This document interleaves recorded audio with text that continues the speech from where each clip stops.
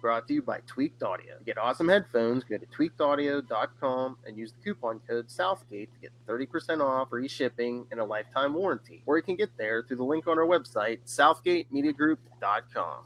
What about our Quasar podcast, The Quantum Zone? What about our Quasar podcast?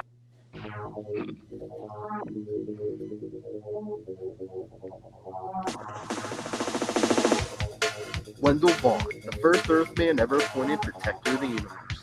Bonded to the energy-transforming quantum bands that are both weapons and symbols of his station, like an ongoing battle to defend all life in the universe from cosmic evil as Quasar. Hello and welcome to the Quantum Zone. Got a special one for you tonight. Not a lot of Wendell Vaughn, but we're going to cover some Starbrand. Hopefully you're not like, why? We'll play a big part in Quasar starting next episode. Mm-hmm. Hey, we're only 2 weeks until Galactic Storm. Wow. That's true. That's going to be a monster. Yes. But tonight, we're going to be talking a lot of Starbrand and the new universe. Will just dumped a bunch of notes on us, a bunch of websites and notes on us. So, yeah. If you're not familiar with the new universe, sit back, get your snacks, and relax, kids, because you're about to be. Taken back to the 80s. But before we get there, did anyone get out Marvel Comics 1000 this week? Mine's in the mail, I think. So I'm still waiting on it. Did you get the 90s variant cover? No, was it? I can't see the. It looks like Is that the Thanos one? Yeah, it's like like the Infinity Gauntlet because everyone's drawn all 90s. Got Eric Masterson, Thor. Look, you got Quasar down under Silver Surfer's armpit. Oh, I've got to get that cover. Got to get it. Yeah, it's the 90s variant, but yeah, it looks like Infinity Gauntlet. Cool. Yeah, the Quasar really doesn't show up in this, but we did get a few mentions of Marvel Boy. Cool. Really? Yes, because it's basically 80 pages, but it's like each page represents a year. Oh, wow. Yeah. Because 1950 is Marvel Boy's on that page because Marvel Boy's introduced in Marvel Boy #1. But yeah, you get a lot of Marvel in here. Still looking because I thought Marvel Boy showed up in a few pages in this. Get some Captain Marvel. I know there's a bunch of Spider-Man in here. You think he's an important character to Marvel? I don't see that, right? 1973, the death of Gwen Stacy. 1974, Wolverine is introduced. Yeah. They even did a Star Wars page. Wow. Yeah. Disney. Oh, an Alpha Flight page, because 1978, the year of my birth, James McDonald Hudson debuts as Weapon Alpha in Uncanny X-Men 109. Very cool. Mm-hmm. Got some She-Hulk, which she had an annual this week. Was really good. Yeah, didn't they announce the shows? Was that? Oh, yeah, we didn't talk about that here. Yeah, Disney Plus stepping it up. Yeah, we're going to be getting She-Hulk, Moon Knight, and Miss Marvel original series on there, along with what they already announced. I bet your Ray is like just bouncing off the wall. Oh, yeah. They're loving it over there. Yeah. Now, the big debate, though, is like, it's not going to be rated R. It's going to be PG-13 or under because I think Disney's saving all their mature stuff for Hulu. Oh, okay. But that's all right. I'll take a PG-13 Moon Knight. Yeah, I was reading some early Moon Knight. I got turned on to it. I was reading some on the Werewolf by Night, where first appearance. Early stuff. I got a trade in a sale the other day. Yeah, some of that 80s stuff is good, and then like the Mark Spector Moon Knight from like the late 80s, early 90s, like you could tell like they were really trying to like paint him as like Marvel's Batman because like he really didn't have like the multiple personalities and stuff, and and he got rebooted multiple times over the years, but wasn't there a run by Warren Ellis where he was wearing like a tux or something? Oh yeah, Mr. Knight, yeah. Any good? I haven't read it. Pretty good. They kind of play with that look every so often. But oh yeah, that's the other thing. Was it last weekend? Ray got a hold of me Saturday night. He's like, I got Cullen Bunn. He agreed to do an interview, but it's going to be with the time difference. It was going to be too late for him or something. He's like, can you jump on with one of our people and interview Cullen Bunn? I was like, yeah, I guess I can do that. I listened to it, enjoyed it. Oh yeah, because Cullen Bunn's writing a Moon Knight annual coming up. It's going to be that's cool. Moon Knight versus Kang the Conqueror. Whoa, that seems oddly. Well, it's like a weird thing. Like a lot of some of the annuals this year, they're like pitting, I guess, heroes against villains like you would never think of them going up against. Because like this week was She-Hulk versus Bullseye. Cough, Acts of Vengeance. Cough. Sorry. Oh yeah, it's called Acts of Evil, and the banner looks just like Acts of Vengeance. Yeah, but except there's like no like big plot. It's just no Loki driving it, huh? It's like lazy Acts of Vengeance. Okay. Oh, but if you are interested in Acts of Vengeance, I mean, we covered the Quasar stuff here. And the Avengers. What? Yeah, and some Avengers. Lilith and I are going to be doing the Spider-Man issues of Acts of Vengeance over on Ultimate Spider-Cast here every Tuesday.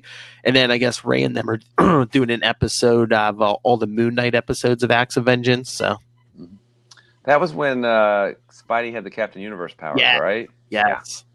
So yes, between us and Into the Night, if you want a big fix of Acts of Vengeance. But like I said, I got some of the old Moon Knight ones somewhere. I had a little Acts of Vengeance file. Those were some of the best. I mean, the Avengers stuff was good, but that was like some of the best stuff. Like Spider-Man, the titles that had nothing to do with the Avengers. Yeah. The Punisher fighting Dr. Doom. Oh yeah. Yeah, there was like a multi-part one. Yeah. There was like a 2-part Daredevil fighting Ultron. Oh yeah, that was. Yeah, Daredevil was suitably weird around that time, and Nocenti, I think, was writing it. It was good. He was out of New York. He was basically traveling basically hitchhiking around, and he's in the middle of like a nervous breakdown almost. Guess it was like unshaven Daredevil versus Ultron. But oh yeah, I know I was going to ask. Matt, can you guess what the page for Marvel Comics 1000 for 1986 had to deal with? Can I Turner Century? I don't know. No, splash page. 1986.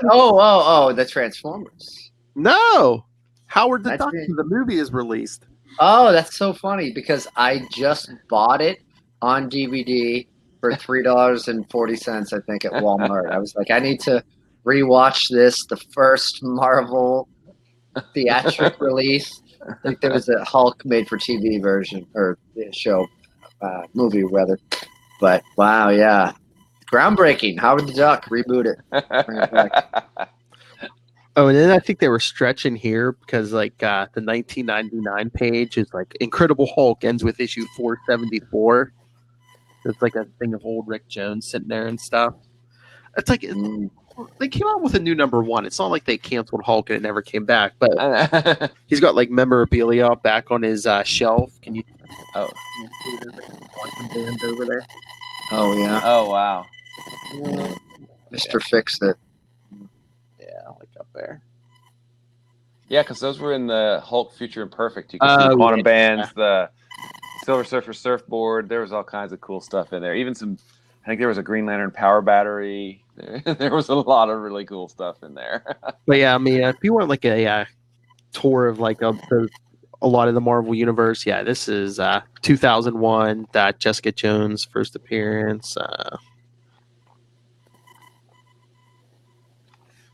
Like I said, I wish there was more Quasar, but it's like it's a $10 book. You don't get a code. All the other Marvel books, you get a code. You pay $10, you don't get a code for this. Wow. I know. Oh, but since we're like the home for like the Cosmic Marvel stuff, there's a new mystery figure in the Marvel universe, the Masked Raider. The Masked Raider. I guess this mask, it almost seems like magic, has been floating through the Marvel universe through the decades.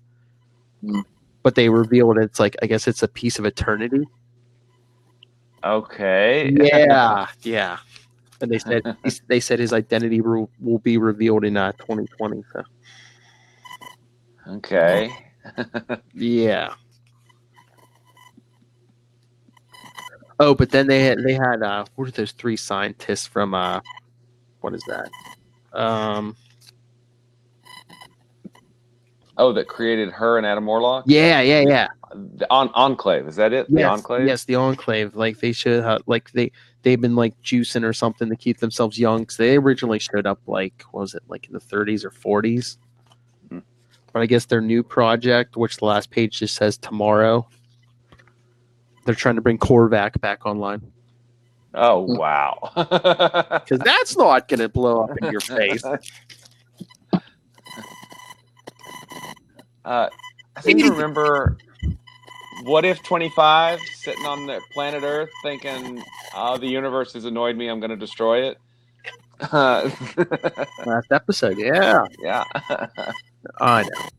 But yeah, I just figured not a lot of Quasar content, but he was on the variant cover. They get Marvel Boy and Quantum Bands in here, so cool. I'll have to put that on the list. Definitely. So should we get to the new universe stuff? Because we got a lot to go over, don't we? Yeah. I mean, we can keep it to mostly Starbrand, but because yes, the Starbrand is going to show up next. Quasar is going to crash land in the new universe next episode. Spoiler alert. And bring the Starbrand back, which will play a big part in the rest of the series going forward. So, all right.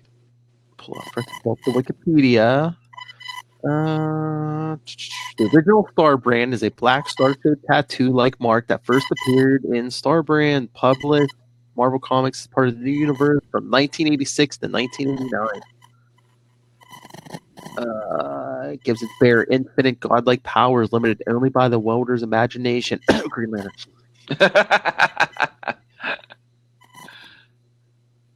Absolutely. Yes. And it was kind of if I remember right, the bedrock title of the new universe. It's kind of the White Event is what led to all the heroes in the new universe, right? Yeah, because it even says the Starbrand was created by Jim Shooter to be the flagship series of the new universe line. Mark Grunwald, who some of you may be familiar with, Mark Grunwald's notes from the meeting in which the new universe concept was fleshed out indicate that the original title was Willpower. And that the name Starbrand was taken from an unused concept by Archie Goodwin. Cool.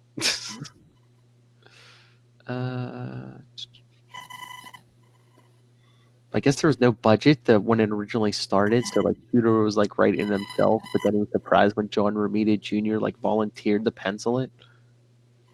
Yeah, it was supposed to celebrate Marvel's 25th anniversary, of the publication of Fantastic Four #1, I guess. I remember reading a little bit about that. Yeah, they had no money, no nothing, so they just kind of winged it, I guess. Yeah, no Disney.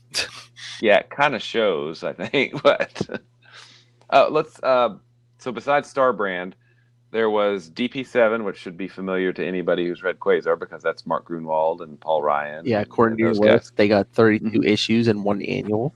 Mm-hmm. And then we had Justice, which I think a lot of the end of the last half of that series was written by Peter David. I think that sounds right. I could be wrong, but we can check on that. Kickers Inc., which Mark Hazard Merc, which also had those were both 12 issues. Yep. And Mark Hazard had an annual. Yep. Night Mask was interesting. I kind of liked that one. Yeah. 1 through 12. Cyforce. 32 issues and an annual. And then Spitfire and the Troubleshooters.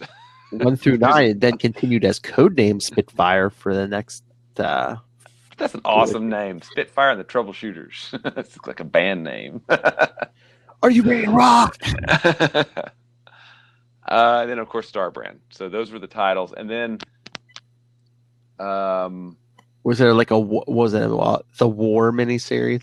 Yeah, after the individual issues were canceled, I believe that they did the draft because there, which was a one shot, and then they did the War, which I think the War was the last published issue of the new universe. That was the new universe before we find out what happens next issue of Quasar. Oh yeah, it says here on the what you sent me. Yeah, Quasar 31 is the first appearance of these characters since the War. Yeah. Yeah.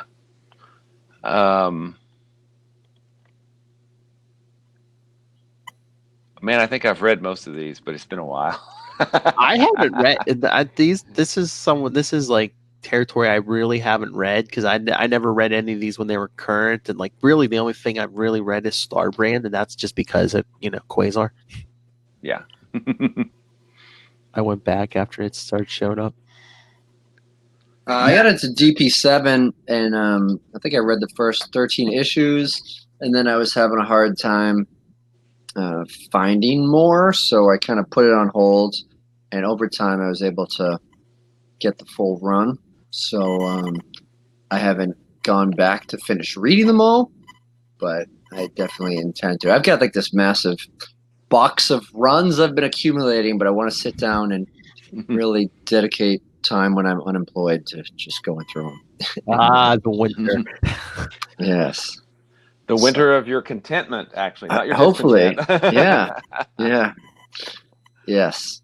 So, but I read the first. I don't know. I want to say that I read the first 13 issues of Starbrand, and just ran out. I just didn't budget my time correctly enough to peel through them all.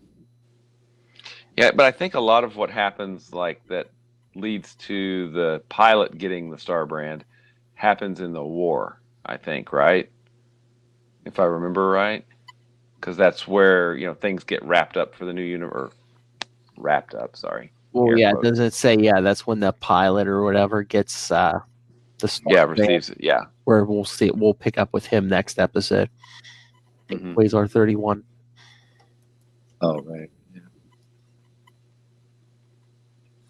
Yeah, and I think we were talking right as Matt came on that I've always kind of seen the new universe as like the beta version of the first Valiant universe, because Shooter went on to do that after getting ousted from Marvel. So, I mean, you had some similar things. Like, I think in the first issue of Starbrand, he's flying, and he's like, I don't know where the heck I'm going. I got to follow the roads. And oh yeah, Solar kind of does the same thing, and hey, fly with our arms up. Man, my arms are getting tired. I'm just going to put them to my side.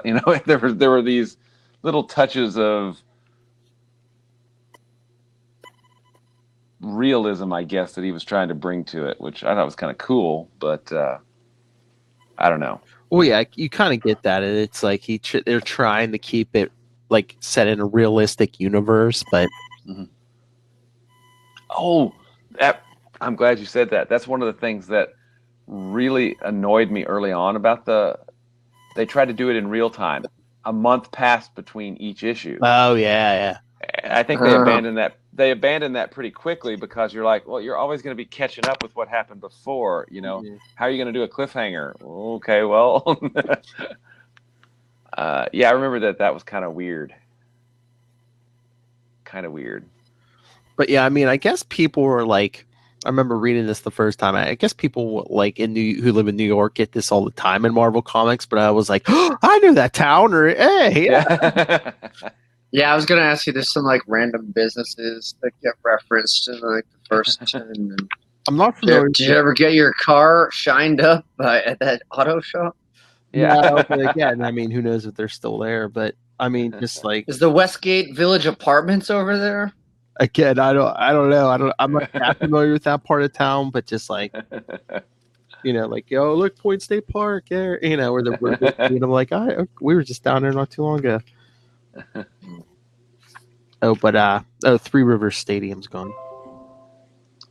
Yeah, they knocked that down a few years ago, put up a new one. But no, just PNC Park, baby. Yeah, PNC Park. But yeah, I'm just looking. They mentioned some of the towns. I was like, yeah, I know that. Where's my Starbrand? Just don't put it inside your mouth. It doesn't work well with mucous membranes. And don't put it on any inanimate objects. And don't feed it after midnight or get it wet. Yeah.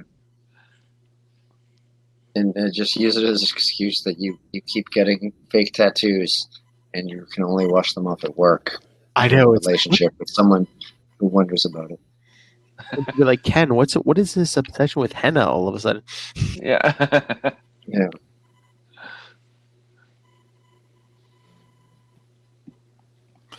Yeah.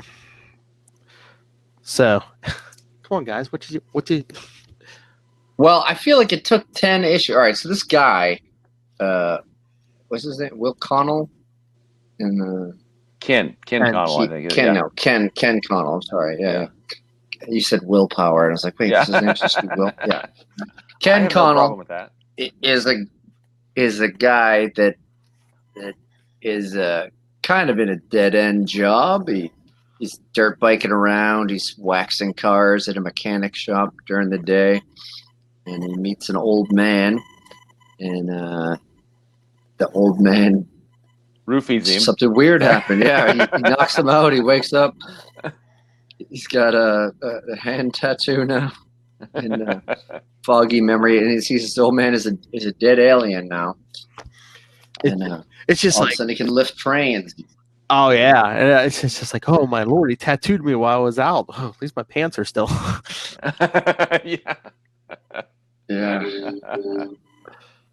But he's like, Ken is a bit of a womanizer. He's got a girlfriend, but he's got this kind of real goofy character girl that he's keeps on the side and always comes over, and her name is Duck. She's quack quack a lot. It's really off-putting. Yeah. Yeah, I never remember really that. got the thing with Duck. I mean, you read more New Universe, Will, than us. It's like, was she supposed to be like, I don't know, like learning disabled or something? I was just like, what is up with Duck? I don't remember I think so. what the I think heck. she's just like a ditz. It was awkward. It was very awkward. That's what I remember. It was very awkward. I mean, I get being a ditz, but I was Yeah, I think she just has like a squeaky voice. yeah, but she quacked every so often. I was like, what's up with the quacking? Yeah, that was weird. Definitely weird. Yeah, I feel like it just like the 10 issues. I feel like it because I have the trade, and Yeah, me too. I feel like it wasn't until the end that I thought he like started to become likable. I mean, he's still a compelling character. You kind of want to see what happens, but then he kind of maybe like 11 or 12, he kind of goes back. He reverts to being kind of a jerk again, and you're like, all right, well, what is up with this guy? And then you think, okay, well, then he blows up Pittsburgh. Well, wasn't Yeah. wasn't it Which is a total jerk move. It's this total jerk. well, wasn't it 11 or 12, Will, when John Burns took over? Yeah, and I No. think that from what I remember reading about the internal politics of Marvel, Yeah, Shooter got fired, Yeah. and John Byrne. I think it's probably public knowledge that John Byrne, at least at that time, hated Jim Shooter. So the nuking of Pittsburgh was kind of a nice parting gift for Shooter, from what I remember reading now. That could be secondhand and I could be wrong, but that's what I remember. Okay, here we go. Yeah, Shooter wrote the first 7 issues. Then Carrie Bates. Oh wait, yeah, Carrie Bates came in for 8 and 9. George Carragon for Starbrand 10, and then Byrne wrote the rest of them, 11 through 19. Yep. And he wrote The Pit, which is where Pittsburgh gets nuked, basically, by the Starbrand. Yeah, so that was sort of like its own standalone miniseries, huh? Yeah, I think it was Or like a one. a graphic novel. Yeah, I think it was a one shot, and then the draft was a one shot, and then I think the war was like a 4 issue. These were and they were thick, like 80-page issues, perfect bound. They were graphic novel-ish. Yeah. Yeah, so like I'm looking at my comic shop, and Starbrand 12 is listed as The Pit Part 0, and then 13 is Part 03A, and then 14 is Part 10, and then 15 is Part 7. So what's going on? Very complicated. Okay, here from Wikipedia. It's almost as complicated as Star Blast will be. Oh no, that'll be nuts. more. No, okay. Here's from Wikipedia because the internet never lies. That's right. Yeah. After issue 7, Shooter was fired from Marvel, and Ramita and Williamson left the series. So everyone left the series. Starbrand was taken down to bi-monthly status, so every other month, and consisted of fill-in issues for the next half year.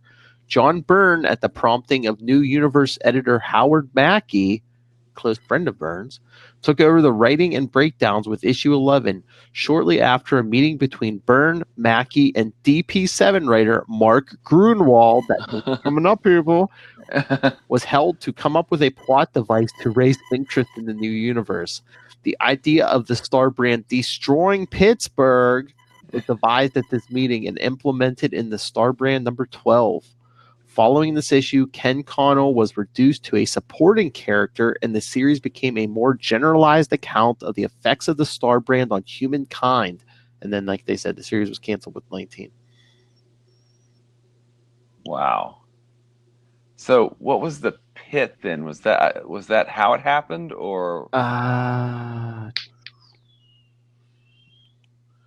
looking here. We're down the Quasar already.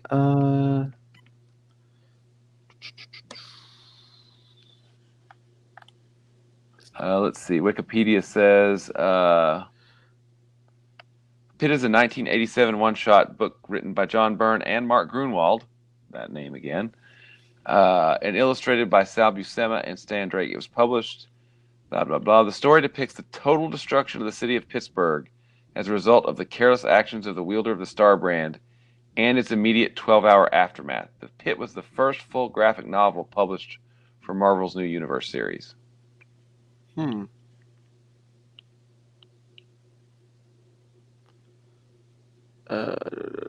Oh yeah, because Matt was talking about the old man who knocked them out and gave them the Starbrand originally. Was supposedly a dead alien. He comes back like in the second issue, doesn't he? Or third issue? I don't know if it's the yeah. He comes back after a while and they fight, and then but says the old man wants it back and he tries to bring him to another galaxy to fight a war that he's going to come home soon. This is convoluted. The old man is the first known welder of the brand. Originally, he claimed to be an alien warrior. Later, it was revealed that he was a centuries-old Dutch trader who had received the Starbrand from a blast from the sky and had been kept alive by its power. After his failure to get rid of the Starbrand by placing it on an asteroid in space, an action that triggered the White event. That's right. Yeah, I remember that now. He returned to Earth and gave the brand to Ken Connell. Later regretting this decision, he attempted to trick or terrorize Connell into giving the brand back to him. He was eventually revealed to be an older version of Connell himself, who had been thrown 500 years into the past by the Star Child. That hurts my head. I know. So he gets thrown back. It's one of those loops. He gets thrown back in time with the brand. Eventually, he's his own grandpa. Yeah, he gives himself the brand. Again, yeah. All right. But it said, he was thrown back in time by the Star Child. The Star Child is the biological son of Ken Connell and Madeline Felix. Conceived while Connell welded the Starbrand, he was born fully possessed and conscious of its power, growing at an extremely accelerated rate both physically and mentally. He birthed himself by bursting out of Felix's womb, unintentionally killing her in the process. Damn, she was a sitting duck. Oh! Quack. That was a brutal, and it was so cold because this is a character that we've been with for so long, and then boom, out of the belly, and then the next time you see her, it's under a pile of dirt. Wow! Damn. Yeah. Cold. In contrast to his father, he had a strong understanding of the Starbrand, but almost no understanding of the ways of the world. After several naive attempts to improve the world, he retreated to space to meditate for an extended time on how best to apply his potential. Eventually, he realized that the Starbrand was a cosmic anomaly, having effectively created itself due to a time paradox. And that he, his father, and the old man were all actually the same person. Oh, wait, hang So on. he can see himself. The Star Child managed to seal the Starbrand's power away by gathering himself, Connell, and the Old Man together and locking them into a loop of time.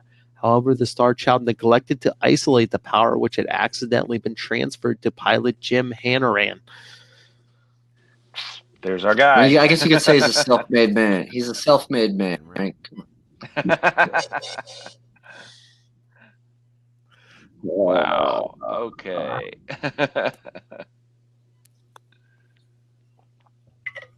Yeah, this is nuts. So basically, except for the pilot, anyone who ever welded the brand was a version of Ken Connell there. It looks In the new like in the new universe, yeah. Yeah, because the welders, Old Man, Ken Connell, Star Child, yeah, they're all the same. Then Jacob Burnsley was chosen by the Star Child to watch over the world while he contemplated the Starbrand's world in isolation. Oh, he must have. Yeah, he gave this Jacob guy the brand to watch over the world while he went on vacation. Oh, this guy tried to use the brand to like restore Pittsburgh, but it says met with only limited success. Huh. I wonder what that means. They didn't have enough yellow rally towels to The move terrible around. towel. Yeah, terrible towel. Terrible towel. How dare you spit on the grave of Myron Cope? I think Ray's watching us and listening to us live. He said he's multitasking. We gotta throw out these Pittsburgh stuff. He'll be like, "What?" Yeah, you jag. So- yeah, you jag off. So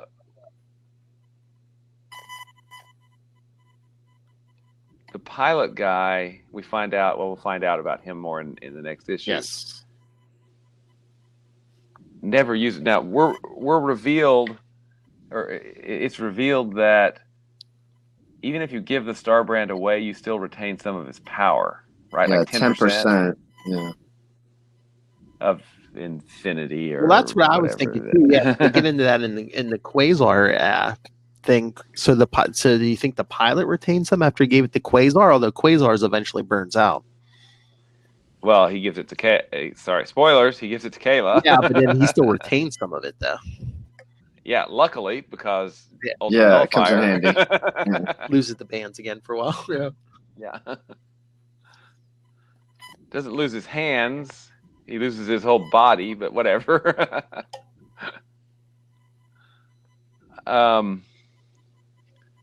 Now, didn't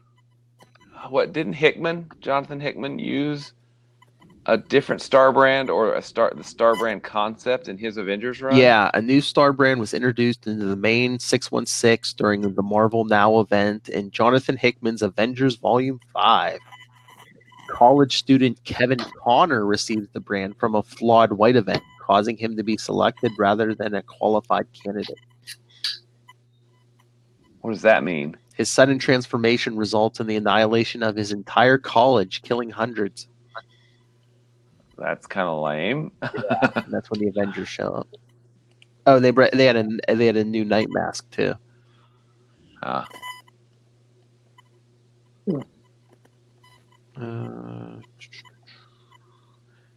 course, they joined the Avengers during Hickman's run. This is then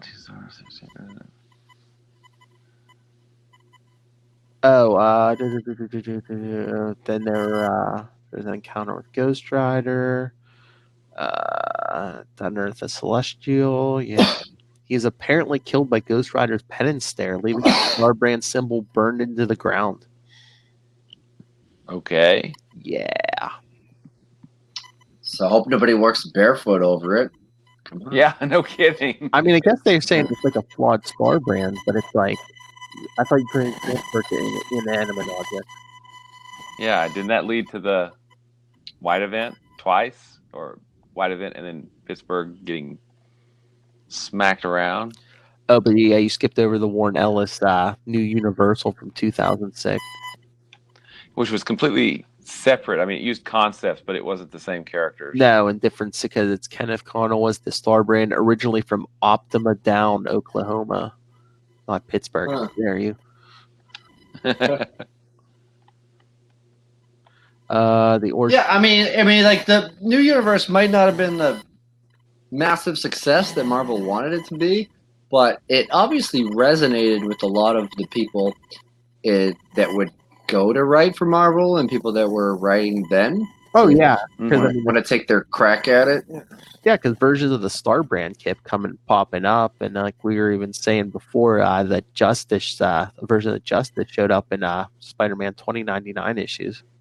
Yeah, and then it looks like the Exiles. Yeah, Exiles, which makes sense because they were all about alternate realities and stuff. Mm-hmm. Yeah, and Night Mask started doing some little stories, little one-shots in the back of the Starbrand, so maybe this was one of the more better performing titles. I think DP7 did the most issues, correct? I mean, in the 30s.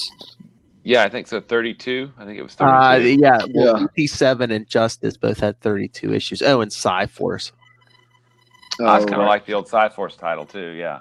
Yeah, but those three they were the only ones that looks like they had 32 issues. That's weird though. It's like, Starbrand was meant to be like the flagship title, and it gets canceled pretty early on. I mean, it did. It lost their way. I mean, the creator controversies, and then becoming your own backup character, and then I'm confused just hearing about it. They said after Shooter left, it went bi-monthly for a while, so it was only coming out the other month. Yeah.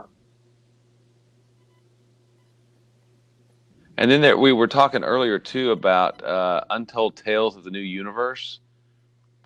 So it said Marvel published this New Universe event in March of 2006. There were 5 one-shots and 3 backup tales in Amazing Fantasy and New Avengers. Blah, blah, blah. It's a prelude to the launch of New Universal.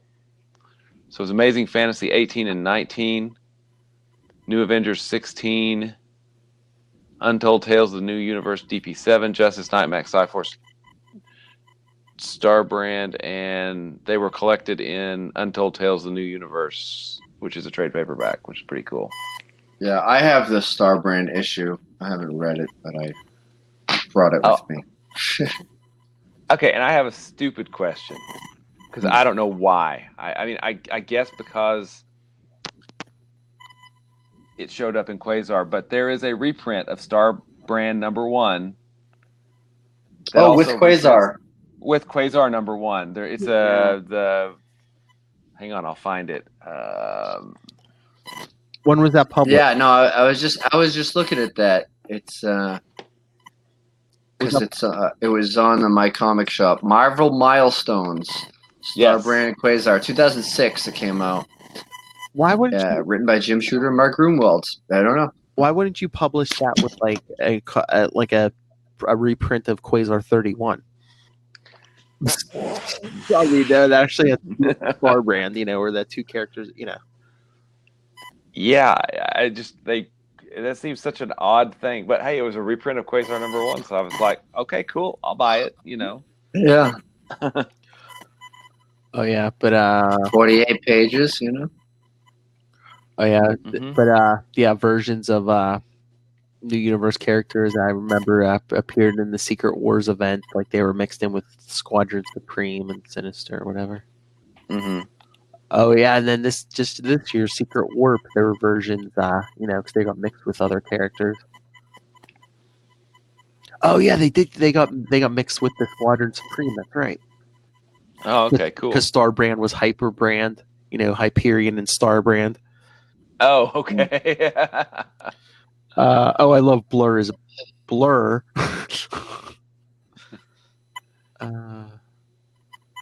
Woohoo! I love Justice as Dr. Justice. Dr. Justice. Spitfire was codename Eagle. Oh, Night Mask was Hawk Mask.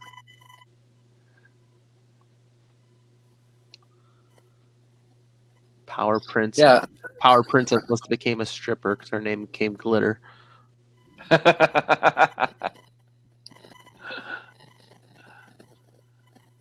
But yeah, don't feel pressure. But Ray's watching. Like I said, Ray's watching us.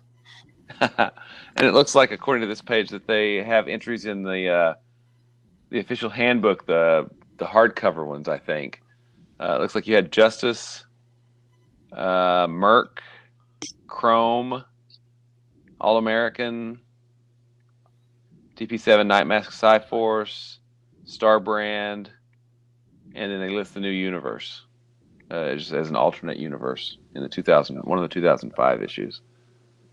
Oh, I love those hardcover handbooks. Those are awesome. yeah. Oh, did you see? They're saying the cameos. Like I think you mentioned the Quasar 4. Mm-hmm. But then like Avengers West Coast 65 from December 1990. Paul Ryan snuck in a gag where the names of the original members of DP7 appear on the tombstones in the graveyard. That's cool. I didn't know that. Avengers Forever number 12 from October 1999. Someone wearing what looks like a Starbrand costume appears in the double page spread on page 3. Wow, I'm gonna have to look I was that gonna up say, I have too. all the info for this. Oh, I have this one too. Gambit 19 from August 2000. I remember this. A mutant named Quiet Bill has the power to appear in alternate universes. In this issue, one of those includes a view of Ken Connell as Starbrand.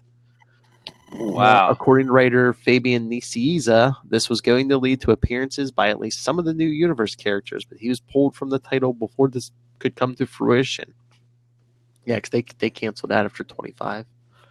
Amazing Spider-Man 559 from July 2008. Oh yeah, I remember this too. This issue contains a visual gag of Starbrand coffee, a parody of Starbucks, but using the Starbrand logo in the background. Nice. Is that coffee strong? Yeah. Really strong. In a level city, man. Oh yeah, and then there was from DC Comics Legends number 5 from March 87. Guy Gardner fights a villain called Sunspot who's wearing a costume that looks like Ken Connell's. Except Sunspot's is blue with brown gloves. Red spot in the palm of his hand. Sunspot power to create a new claims has the power to create a new universe. He ends up burning off his own foot with this power of trying to destroy one of Gardner's ring constructs. My least favorite Green Lantern, Guy Gardner, that redneck. Yeah.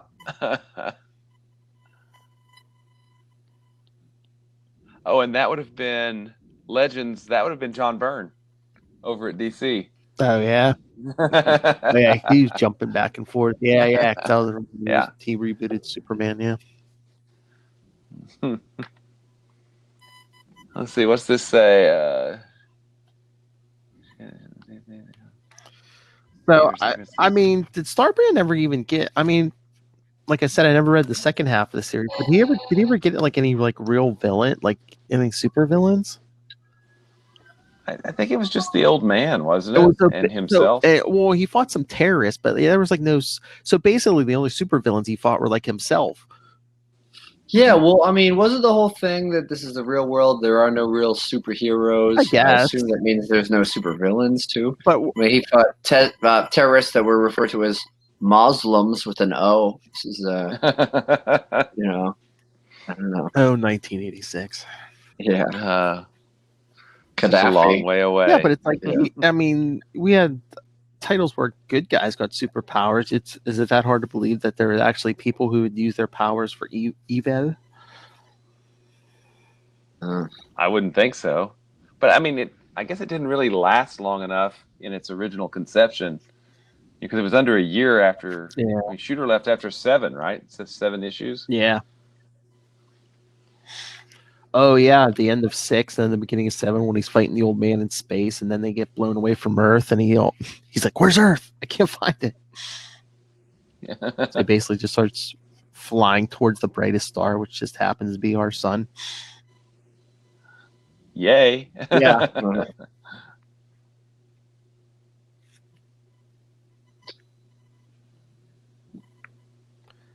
Yeah, I wonder what the sale Do you have any idea what the sales on that would have been, Will? Oh, I was gonna look that. I've got a comic buyer's guide list of all, kind of like an Overstreet that comic buyers put out as a price guide. Yeah. And it did list circulation numbers because I was going to look that up for Quasar. It's around here somewhere, but I don't know where it is at the moment. I'll put that on my list to look up so I can get that answered next time. I try and look it up on Google, but I think it's just places to buy. Places to buy it. Yeah.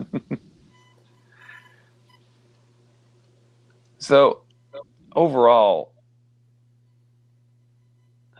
I think the new universe was an interesting idea that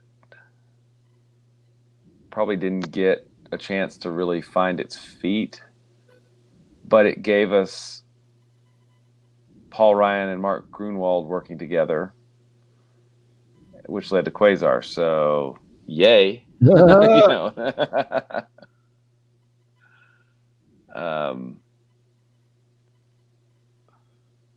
And Matt's right. It seems to have,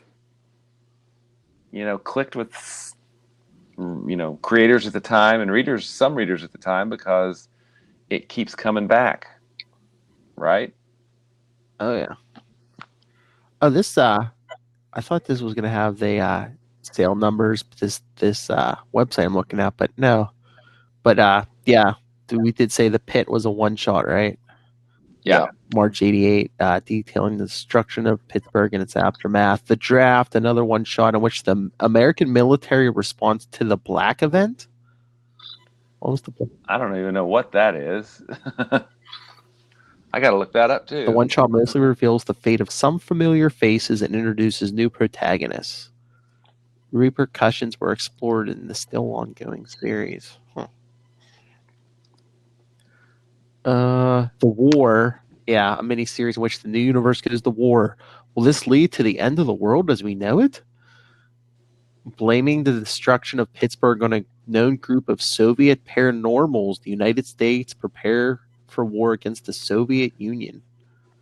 The first battle of World War III takes place in Africa. American paranormals are sent to assist South Africa against Cuba in a conflict based on the historical South African border war of 1966-1989. Okay, it says here, it was later revealed that the old man, one of the wielders of the Starbrand, had attempted to rid himself of his unwanted power by transferring the brand to an asteroid near Earth. However, the brand required a living being's will in order to control it, and when placed in an inanimate object, a flood of power was released, infusing many humans with a fraction of the Starbrand's energy. A similar accident called the Black Event would occur on December 19th, 1988, when the Starbrand wielder Ken Connell tried to get rid of the brand by placing it onto a free weight, resulting in the massive blast of energy which totally destroys the city of Pittsburgh. So they're calling that the Black Event. Okay.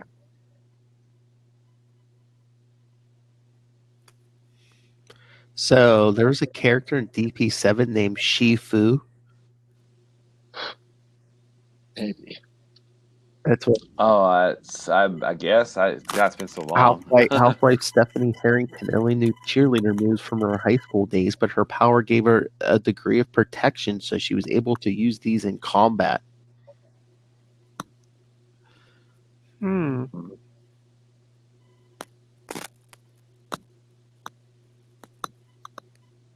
Sphere of Destruction, what Ken Connell made when he tried to get rid of the Starbrand. It was the SOD that ate Pittsburgh. I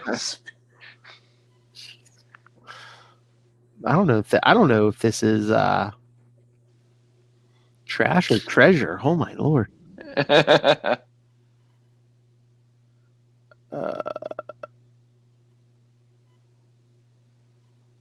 Scuzz from DP7 found that he had this when he learned that he can make his body erupt in acidic flames by getting mad. He called himself Scorcher. Okay. Superpower Meltdown. One of the Starbrands depowers Philip Nolan Voight by overloading him with all the paranormal abilities on Earth. Okay. Damn, talking about OD. Yeah, it's a tough way to go.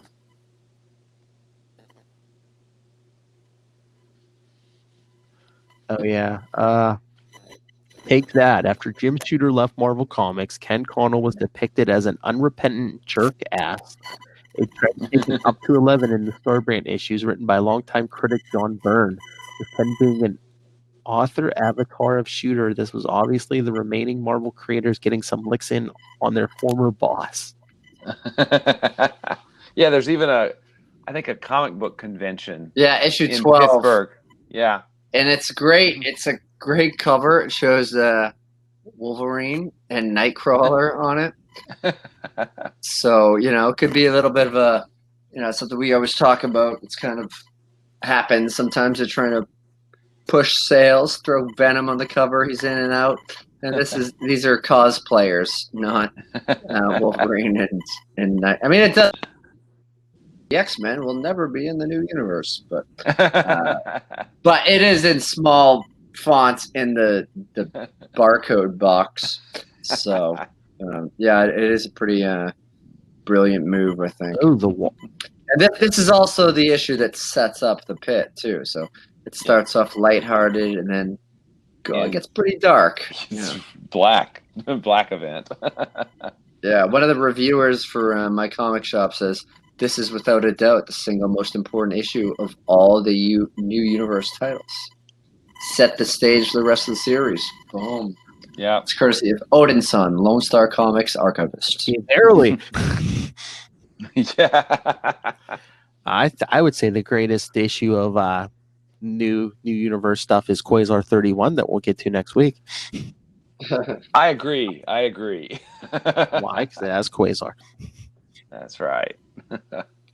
And also, there was a point in Starbrand where it became the Starbrand. Issue 11, it started becoming the Starbrand. So it wasn't about, I guess that's kind of them phasing the guy out. Well, that's what they said. Yeah, it just went on to like different people. Yeah, so it was more about the brand than the person. Mm-hmm. Less about the brown Rocketeer jumpsuit. Oh, they had a Marvel Age issue too, I guess. They did. Yeah. No, you have it. The Quasar. Yeah. Oh, you have it? Yeah, I have a lot of Marvel Age, and that's one of them. It's the New Universe special. Yeah. They were pumping it up, Yeah. Oh, that's a Ron Friend cover who I talked to. Oh, cool. Also from Pittsburgh. Not in the new universe. Not anymore. Pittsburgh's gone. He was evaporated in Pittsburgh. Yeah. Sorry, Phil.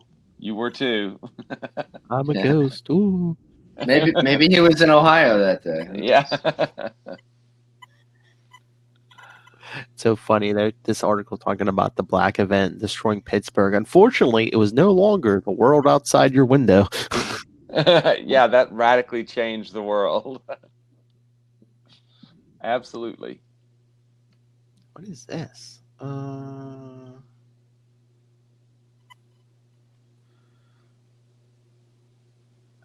This article mentioned the dork age. I'm like, what's a dork age? A dork age is a period in a franchise, especially a long-running one, where there was a dramatic change of concept or execution, usually to stay current, and it did not work. Okay. See, Happy Days, Jumping the Shark. Jumping the Shark.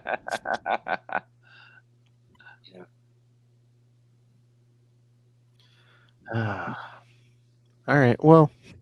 Yeah, I mean that'll happen sometimes. Like a guy, Ghost Rider getting a little goofy. When he becomes the other Ghost Rider that has like forget what his name, but like the horns and stuff like that.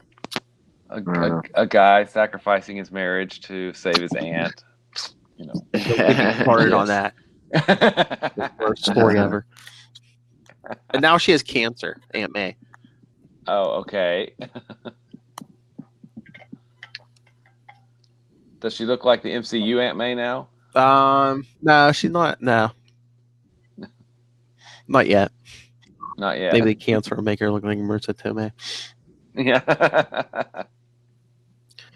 All right. Well, we're almost at an hour. We rambled almost the length of a regular episode. We rambled through all of this. I think we're good. Thank you, Internet. All right. So, final thoughts on this thing? I thought it was. I remember buying the first few issues off the stand, and I thought it was different. I thought it was pretty good. I liked the initial Starbrand. I thought it started out really derivative of Green Lantern, but Shooter, I think, was going somewhere with it, and then it never got the chance, like the rest of the new universe kind of. Oh, I know we're like a Quasar podcast, not a Starbrand podcast, but we might. I wonder if I can get a hold of Shooter. I know Charlie Esser would love to talk to Jim Shooter. Yeah, I mean, I was interested enough. I'll probably go read the rest of them. Me too. And I might look for the Pit too. I don't know if I'm going to read every little connector to all the other ones, but there is an issue of Starbrands that when I start digging through those DP7s, you know what? I think I have it. Issue 18 shows the White House on it. DP7 guest stars. I think I have that somewhere because I remember seeing that in a bin and wanted to grab that. Yeah. Okay, sorry, I've got to do this to you guys, but here we go. The new universe. Is it the Pits? Sorry. Oh. Quasar is going to be in the Pits next week. That's right. Was there an Image character called Pit or something? Yes, there was. Yeah.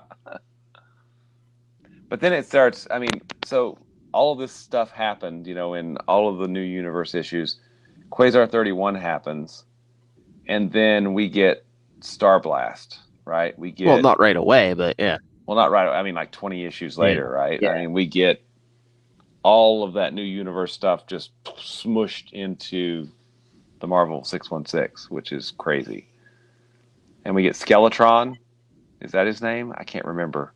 The bad guy from Star Blast. Yeah, I think, yeah. Not Skeletor. Yeah, Sorry, that's right. Yeah, it's like, it's almost like a robotic. Yeah. Oh, yeah, those are not awesome. Oh, but yeah, I'm just scrolling through here. The final appearance of the new universe Earth for a decade comes in Quasar number 60. Yep. Although it's just literally an appearance of their Earth, no characters. Yeah, Quasar just says big quantum letters goodbye above it, and then that's it. Because it ended up staying in the Marvel universe, just walled off by the power of the Living Tribunal, I think. Right? I think, I was going to say, is that Earth, is that still around this somewhere, even behind the barrier? I was going to say, I don't want to spoil too much, but have they ever showed, probably not, have they ever showed whatever, have there been more appearances of the character he said goodbye to? Not to my knowledge. I don't think, yeah. Yeah. Especially with Grunwald gone now. Yeah. I don't want to get the Quasar 60. I mean, we'll still stuff to cover, but I mean, the main series will be gone. Mm-hmm. That's all right, people. Like we said, after next week, we're going to have a lot of Operation Galactic Storm to cover. All 19. Well, there's 19 parts and two epilogues. Yeah. 2 epilogues. Of course, one of them's in Quasar. Yeah, we were that anyway. Yeah. And a what if, right? Or is it a 2-part what if? Oh yeah, that's right. Oh yeah. Oh yeah, we're gonna do that. We'll have to do that. Yeah, we did what if 25. We've got to do those 2 issues. Do we want to do those 2 as like one episode for the 2 issues? I think that would be pretty cool. We could do that after if we finish Galactic Storm. Yeah, it would show. Just so I know, scheduling wise. So, what do you think after the 2 epilogues? Do the what if? I think so. I think that would be good. Yeah. Okay. Good. Then, of course, that day we do issue 60 back even further. Exactly. So yeah, And after next week, where we cover Quasar in the New Universe, the rest of the year, and some of the beginning of next year is going to be Operation Galactic Storm, people. Yeah. I think it's What If 55 and 56. Does that sound right to you? I'm pretty sure it is in the 50s. Yeah. Let's see if we can pull it up here. Look, I'm two screen. What If Volume 2, number 55? Yeah, let's look at let me open the link here. Yeah. What if the Avengers lost Operation Galactic Storm? Yeah, that's 55. Next one, 56. Yeah, 55 and 56. Of Volume 2. What if went dark? Oh, that's every issue. Sorry. What if someone died in an issue? What if? That's just reality, man. That's just reality. But there's a what if where Frank Castle's family doesn't die. That's true. Yeah. I love how it's more realistic that he becomes in a possible future he becomes Cosmic Ghost Rider rather than his family survive. But yeah, I was gonna say, not only is it Operation Galactic Storm, but Quasar's in these What If issues. So yeah, we got to hit this. Mm-hmm. There's What If issues that take place on Earth 93165. Jeez. Okay. All right. So, anything else, gentlemen? I think that's it. Maddie? Nothing. I got nothing else. All right. It's worth it. It's worth checking out, especially because there's little details and goofy things besides just duck and goose quacking around. Just like people you work with self-identifying as being called fat guys and stuff like that. It was just like socially acceptable in the 80s. That seems out of place now. Yeah. It's a fun and read. Plus, after Galactic Storm, Starbrand's going to play a big part in the Quasar series for the rest of the series. Yeah, that's true. It really does. Yeah. Especially Starblast. It's basically the catalyst of Starblast. Right. Yeah. All right. So everyone, Ray, I don't know if you're still there. Everyone, send us your thoughts next week. Quasar 31, Quasar in the New Universe. Yeah, Ray. Hi, Ray. Still there. Yeah, next week, Quasar 31 with Quasar in the New Universe. And then going forward, like we said, the rest of the year, Operation Galactic Storm, issue by issue. So the massive thing that is. We're going to whip out our Galactic Storm, people. Oh, yeah. Wait. Galactic Storm came with, a Kree Star Force card, a Shi'ar Imperial Guard card. There were some other giveaways that they had out that had the checklists on them. I don't remember those. I don't have any of those. I don't think I have them either. I don't remember those. One second. Of course he has some. How big is he have I'm a geek. What can I say, man? I'm useless stuff, but I don't have that. I have trading card. I have a Happy Meal with an Avengers card on it, but I still don't have Avengers suit Nebula. Unless it comes from a McDonald's Happy Meal or the Boston Public Library. Matt Coda don't have time for that. No, I know. Here's a Marvel's Annuals from the Family Reunions that has Quasar on the card. They have Citizen Kang crossover. It's a little giveaway. That was the annuals. Yeah, I remember those. Let's see. Where is this? Here we go. The Kree Star Force. And then the Shi'ar Imperial Guard. Yeah, somehow those escape my attention, and I don't know how. And on the back of it, it has the complete Galactic Storm checklist. You basically choose a side. The Shi'ar or the Kree Star Force. How about? And there's an Evolutionary War one. So yeah. So do those come in certain issues, or how did you acquire I think they were just giveaways at a comic shop. I think I found them on eBay or something is where I found them. Yeah. Well, I'll trade you some of my Powers of X seeds. hey, let's see if Ray's paying attention. I mean, that Moon Knight guy's getting a TV show. Where's our Quasar TV show already? Exactly. I mean, come on, man. Ray, Wendell, yes. Come on. Wendell Elvis Vaughn. You're gonna have a show with a superhero named Wendell Elvis Vaughn. That's right. Awesome middle name. Although Moon Knight does, when his appearance with Werewolf by Night's name is Jack Russell. Yes. I forgot about that. Because it's better than German Shepherd. Sherman Jeopard? Well, that'd be a good one. My Pitbull. Nice. All right. Well, Phil, I'm glad you survived the white event. Thank you. And yes, I am too. Very happy. Still twitching, but I'm all right, everyone, including you, Ray. Send us your thoughts. Like I keep repeating myself, but Quasar 31 next week, and then it's all Galactic Storm all the time. I'm gonna have to come up with a new stinger for that. There's a storm coming. Storm Watch, day one. Behind enemy lines. So email us your thoughts, capesandlunatics@gmail.com. Remember to follow us on Facebook, facebook.com/QuantumZonePod, and join our Facebook group, Eon's Closet, at facebook.com/groups/QuantumZone. That's right. I made a personalized address. So yeah, facebook.com/groups/QuantumZone. Follow us on Twitter @QuantumZonePod and @CL Sidekicks. Follow CL Sidekicks on Instagram. Check out Work in Progress. Not even the white event can take it out. capesandlunatics.org. Subscribe to the Capes and Lunatics YouTube channel and our new weekly newsletter, capesandlunatics.home.blog. Call the voicemail 614-382-2737. That's 614-38-CAPES. Remember, we love those Skrull accents.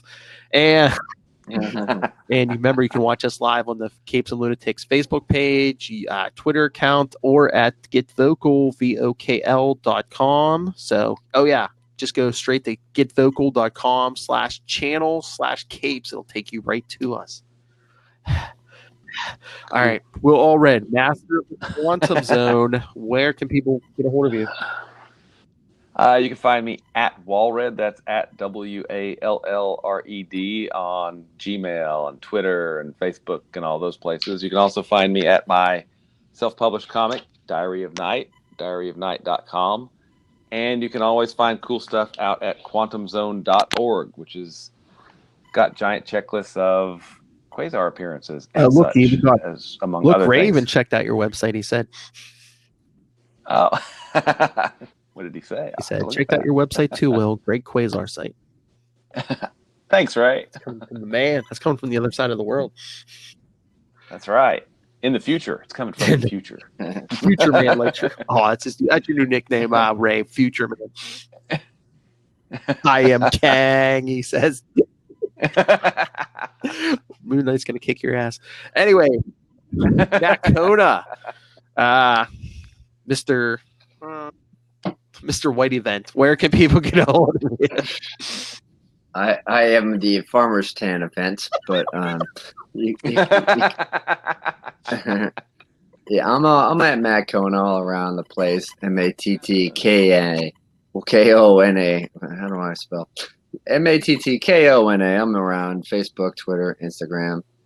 And if you live in Massachusetts, come see me at the Black Box Theater in Peabody on September 21st. 3 shows. And that's about it. Good chatting. Oh, sorry. Oh, also, someone put my full duck tour on YouTube. So if you just search Boston Duck Tours and you want to watch someone's bootleg of me on their cell phone, you can do that. Oh, my goodness. I'll put that on the Quantum Zone Facebook. Yeah, you know what? I looked up because I keep records of the like the tours and how gracious people are to me. And I did 5 tours that day.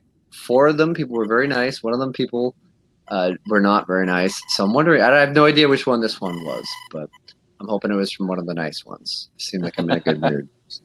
Good Lord. All right. I haven't watched it, but All right. And while he didn't get on camera to speak with us, he's been with us the whole time. If you heard about the big Moon Knight announcement and you're like, who's this Moon Knight guy? Go check out Into the Night, a Moon Knight podcast. Ray and his team do a good job there. Talk a lot of Marvel, especially specifically Moon Knight. Oh, he said, woo, woo, woo. Even had some Sexy Beast interview Cullen Bunn recently, so check. Phil! Excuse me, sorry. Gazoon tight, Will.